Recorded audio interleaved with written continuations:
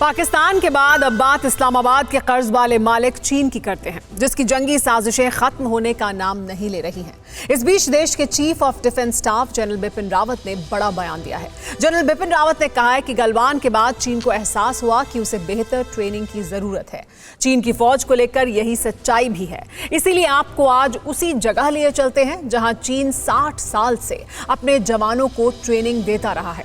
चीन की फौज के जवानों की ट्रेनिंग कैसे होती है, कैसे फर्जी जंग का माहौल बनाकर उछलकूद की जाती है और हमारे जांबाजों के सामने बीजिंग के तानाशाह के शागिर्द कहां ठहरते हैं, इस रिपोर्ट में देखिए।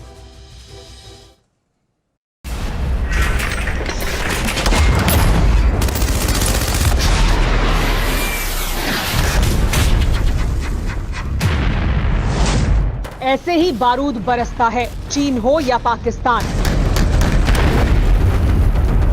देश के बाहर दुश्मन का यही अंजाम होता है, क्योंकि मुल्क की सरहदों के ये वो निगहबां हैं जिनकी कामयाबी की बुलंदी अनंत आसमान पर है।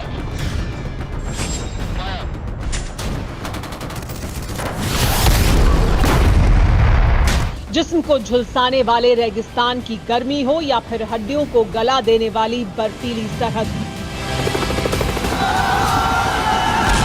हमारे जवान हर हालात में दुश्मन की बर्बादी की तारीख लिखने के लिए हमेशा तैयार रहते हैं। चीन भी ये बात बखूबी जान चुका है। सवाल ये है कि क्या चीन की जंग लड़ने की हैसियत है? Their soldiers are mainly, they come from the civilian street. They are enlisted for short durations. They don't have much experience of fighting in these kind of areas, operating in this kind of terrain as obtains in Tibet and the Tibet Autonomous Region of China. LAC पर चीन की साजिशों के बीच chief of defence staff general Bipin Rawat ने कहा कि गलवान और LAC पर हुई झड़पों के बाद चीन को आभास हुआ कि उसे अब बेहतर तैयारी की जरूरत है। It is very difficult country. It is mountainous region. You need specialized training for this, in which our soldiers are very adept because we have a lot of mountain warfare training. We operate in the mountains. We continuously maintain our presence. Galwan और LAC पर चीनी चांडालों को जो मार पड़ी, उससे Beijing के कायरों की अकल कुछ हद तक ठिकाने आ चुकी है। चीन को भी एहसास हो चुका है कि हिंद के जाबाजों से पार पाना उसके बूते की बात नहीं है। इसीलिए तिब्बत के पठारों में हर दूसरे दिन बारूदी तमाशा दिखाया जाता है।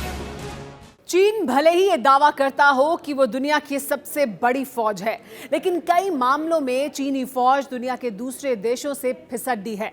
इसीलिए आइए आपको चीन के ट्रेनिंग सेंटर पर लेकर चलते हैं, जहां चीन अपने सैनिकों को ट्रेनिंग देता है। बख्तरबंद गाड़ियां, धूल उड़ाते टैंक, गरजती तोपें और भागती रेंगती लाल सुल्तान की बंदूकधारी फौज। वर्दीधारी फौजियों के बीच बारूदी धुआं चारों तरफ बिखरा हुआ है।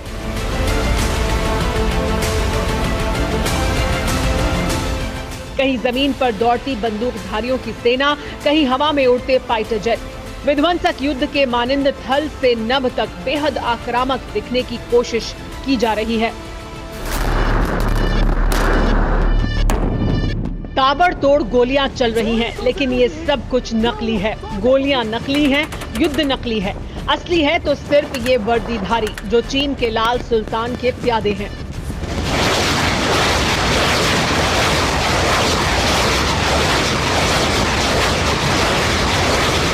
चीन की राजधानी बीजिंग से करीब 1000 किलोमीटर दूर ये वही जगह है जहां चीनी फौज के जल्लादों की टोली तैयार होती है। चीन के हर शहर, हर कस्बे से नौजवानों को पकड़कर इसी जगह पर लाया जाता है, जहां जिनपिंग के बुज़दिल जनरल उन्हें जल्लाद के सांचे में फिट करते हैं।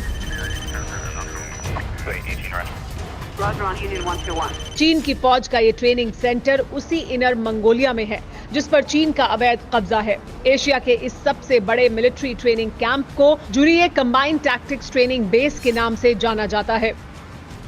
जुरिये चीन का सबसे बड़ा मिलिट्री ट्रेनिंग सेंटर है, जो करीब 1066 स्क्वायर किलोमीटर में फैला है। यानी इतना बड़ा इलाका है जिसमें पूरा हांगकांग समा सकता है। एक बड़े शहर की तरह बने इस सेंटर में चीन के लाखों सैनिक ट्रेनिंग लेते हैं।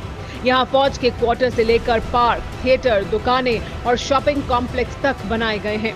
इतना ही नहीं, दुश्मन देशों की तरह दिखने वाली कई इमारतें बनाई गई हैं ताकि लड़ाई जैसा माहौल बना रहे।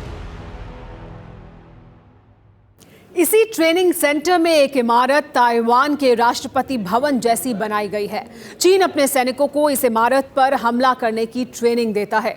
दरअसल इसका मकसद ताइवान को डराना है और इस तरह के वीडियो बनाकर चीन के राष्ट्रीय चैनल पर भी बहुत दिखाए जाते हैं।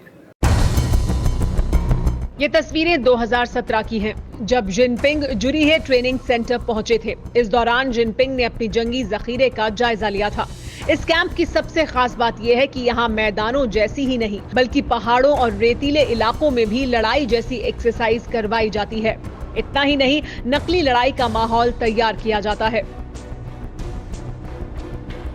चीन में नकली लड़ाई को स्ट्राइड कहा जाता है। मॉक लड़ाई के लिए सैनिकों को 2 गुटों में बांटा जाता है, एक लाल और दूसरी नीली टुकड़ी। दुश्मन टोली के लिए नीला रंग और खुद के लिए लाल रंग चुना जाता है। इस नकली लड़ाई में भी चीनी सैनिकों के पास वो सारे हथियार होते हैं जो असली लड़ाई में इस्तेमाल किए जाते हैं। इतना ही नहीं, इन लड़ाइयों में नकली परमाणु युद्ध और जैविक हथियारों से निपटने की ट्रेनिंग भी दी जाती है। सवाल यह है कि आपस में ही लड़ी गई इन लड़ाइयों में कौन जीतता है। 2014 की ड्रिल में यहाँ 7 नकली लड़ाइयां लड़ी गईं। चीन की फौज यानी रेड आर्मी सिर्फ 1 मुकाबला जीत पाई। 2015 में रेड आर्मी को एक भी जीत हासिल नहीं हुई। यानी जो फौज अपने ही जवानों के हाथों हर बार शिकस्त खाती है, वही चाइनीज हिंदुस्तान से टकराने का ख्वाब देखते हैं। इसीलिए चीनी चांडाल वक्त बेवक्त तिब्बत के पठारों में बारूद बरसाते रहते हैं। इसे भी चीन ट्रेनिंग का नाम देता है। चीन ने पिछले साल इसी ट्रेनिंग की आड़ में LAC पर साजिश की, जिसके बाद गलवान में चीनियों को वो सबक मिला जिसे माओ की नस्लें आने वाली सदी तक नहीं भूलेंगी। अड़ी सोमवार से शुक्रवार शाम 6 बजे सिर्फ TV9 भारतवर्ष पर।